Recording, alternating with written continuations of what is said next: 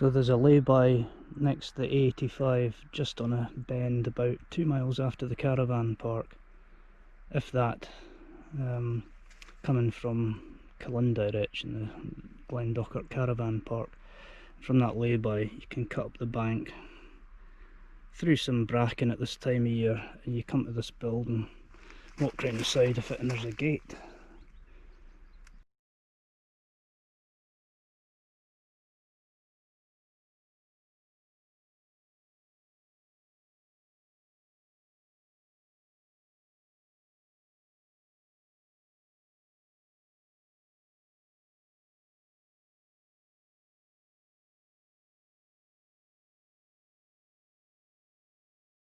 So that's the building there. I've just come along the track here, joined here and turned left to come up to this.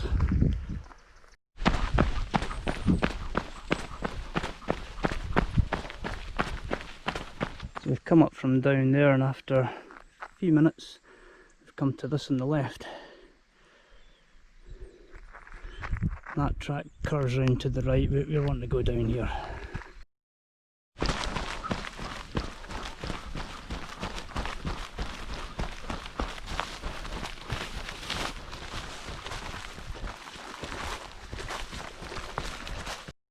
Well, Finn's right, that's where the track used to go, but thankfully there's an alternative down here on the left which I think we'll be taking.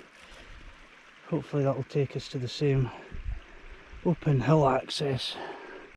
There's been some work in making this pedestrian friendly anyway.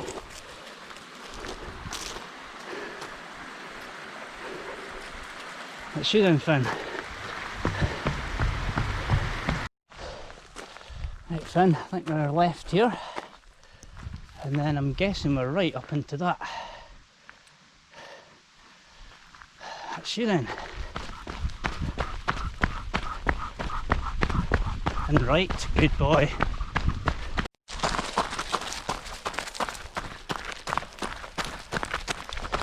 Right. So we kept following the track. Kind of loops back in itself to the fence, another gate, spotted this stile and came up to it. There's a bit of a quad track going up, continuing up the hillside, which on open street maps marked as a path up Benmore. Now I was kind of really wanting to go up a ridge over there, but I'm tempted to just take this because, you know, it's a path and it's obviously not busy. I don't know. Not inspired by that. It's kind of heading back down anyway. I think I'm going to go for the ridge I want and follow the fence line up till I'm on the ridge.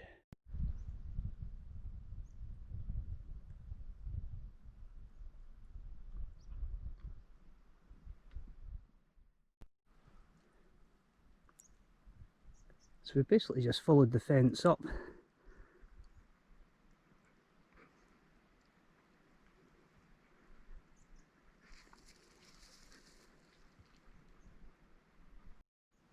And this is what we're looking at. I mean, that's the ridge I want to be on. But the fence is deflecting me a bit. I'm hoping I can still just get onto that though. Just keep following the fence line.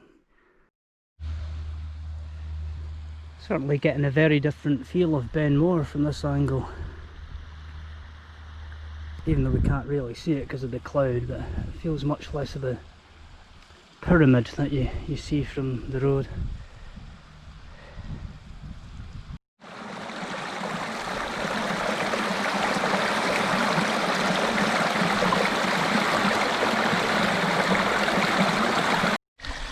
Right, let's see if I can manage to hold on to this one. This is my third water filter in 2 years.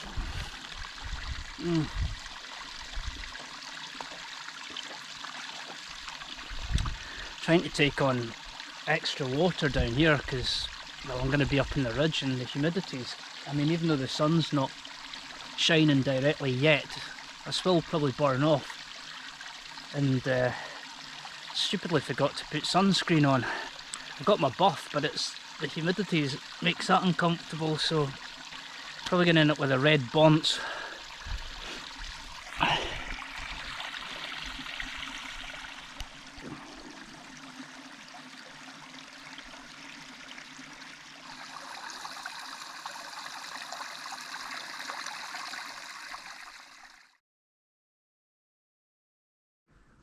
So that's us onto the ridge now. Absolutely pissing with sweat. I think I'd had a skinful last night, but I didn't. I'll be having a skinful tonight though.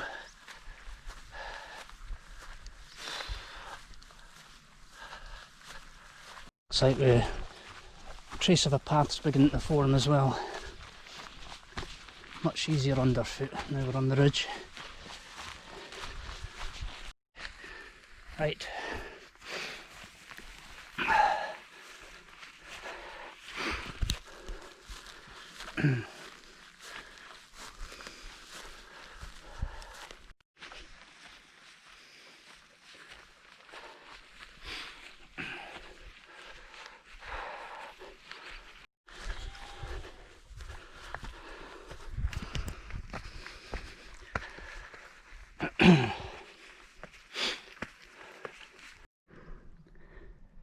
So that's looking over Glen Dochart, or what you can see of it. Now we're beginning to see the cone shape of Benmore as we know it. There's a couple of walkers just about there, heading up the main ridge.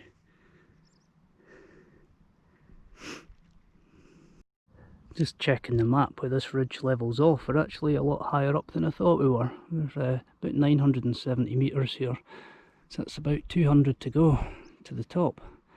And mist makes it misleading, I suppose. Misleading. Very good, Scott.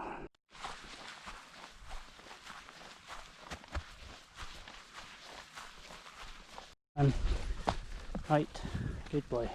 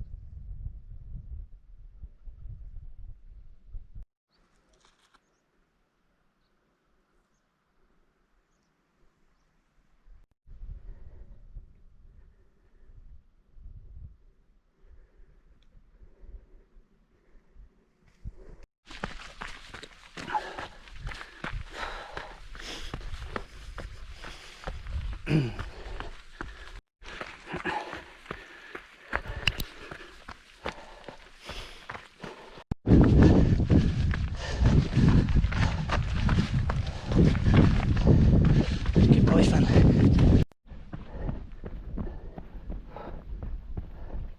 Woohoo!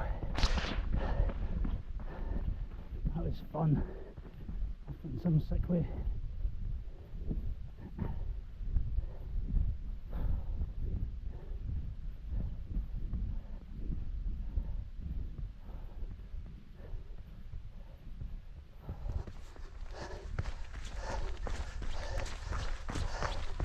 Wow, stop running.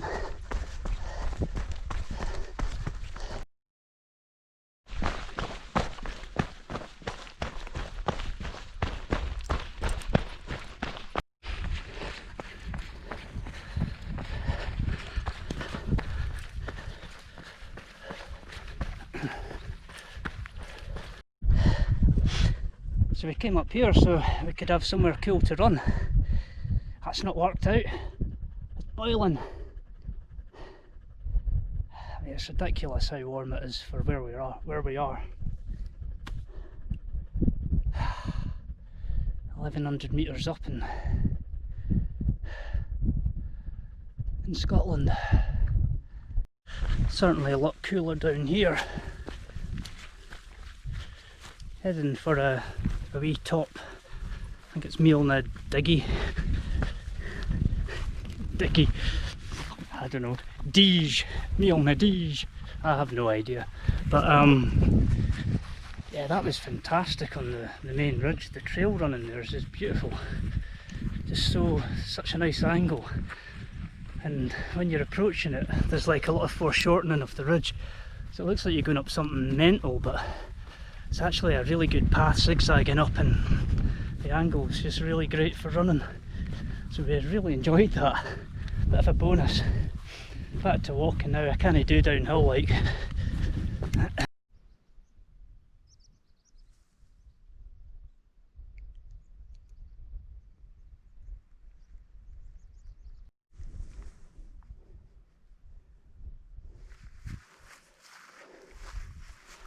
I think we might as well just crack on.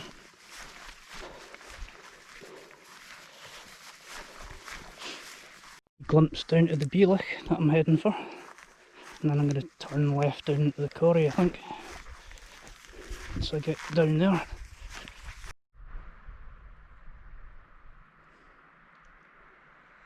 Eventually aiming to get back to that forest.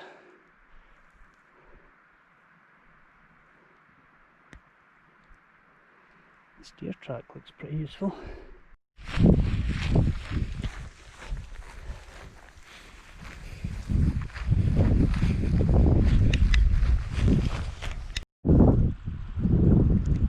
See back up to where it's sunny. Didn't clear up as much as I thought. I didn't just hang around up there waiting for it to. Mind you, I'm not one for hanging around, unfortunately, am I? I've been trying to do more of that lately, but I also always look forward to a beer at the end of the day. Okay, I'll be honest, at the start of the day.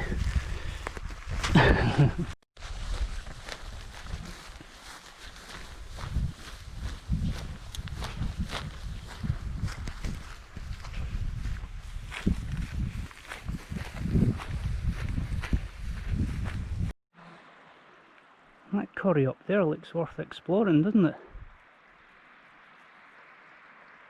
Like if you can ignore the summits for one day and just explore around there, just come up this valley. I keep calling them valleys or glens. Where have I got that from? Valleys. I see. Some really enjoyable wild walking here, and considering we're next to the two of the busiest Munros in Scotland, down here it's like there's nobody. Actually, there was one person up at Mealna Dunge, whatever it is, but I doubt you'll be coming down this way. Maybe you will. Who cares? It's just lovely, this. Lovely grassy walking and well drained, and just this wee bit up from the river. Finn, we're not going that way.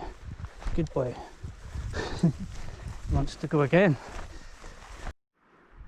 That's where we've come down from. Looks fairly imposing, but there were grassy shelves to come down that you probably can't see so well from below. All you see is the bands of rock. So once again, this is my favourite part of the day, and yet when looking at the maps I was lured into doing the summit, so okay, from a different angle than before, but why do I bother doing the summits when I always clearly seem to enjoy the corries and the, you know, getting away from the main paths. But well, you know, I guess I get to have a bit of both if I keep picking routes that aren't so popular. I just heard a deer bark.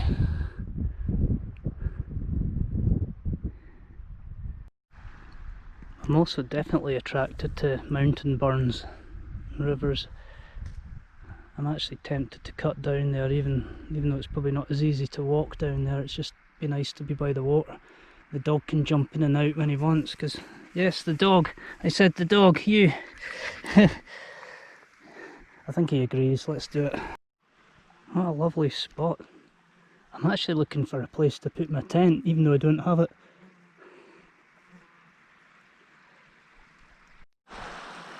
Tell you what, this will do right here.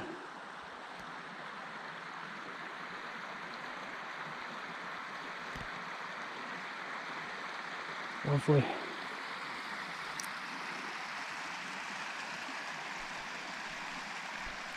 Right then, let's get you a drink.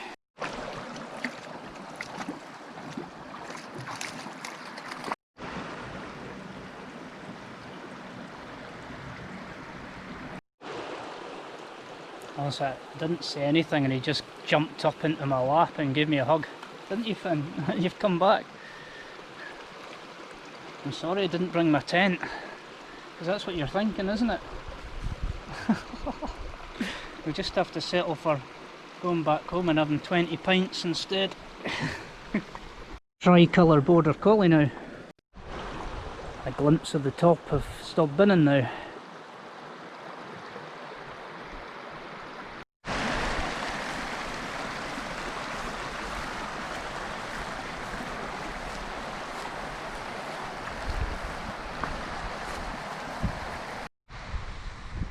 So looking back down to the gate we came through from the forest.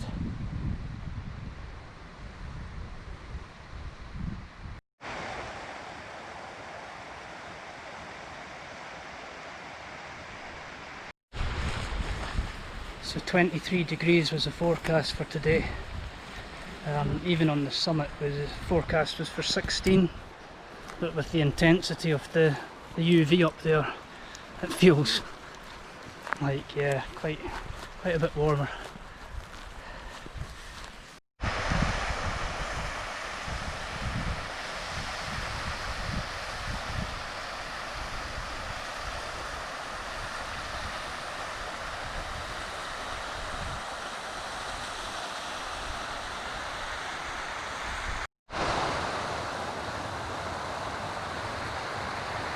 Yes. So, the intelligence of these dogs, we just came running down to that gate with a pedestrian gate on the side there. The dog went straight to the pedestrian gate and stood on the right hand side where it would open out. I don't know if that's because he remembered from the way up or he's just super perceptive, that's the word. That's a big word for a afternoon after a day in the house for me.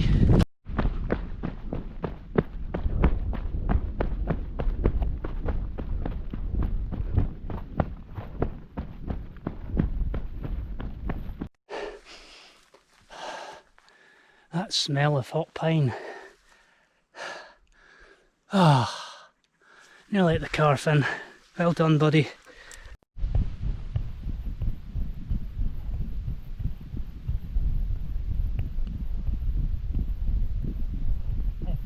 Good boy. Jump. Good boy. Well done. Good boy. Well done.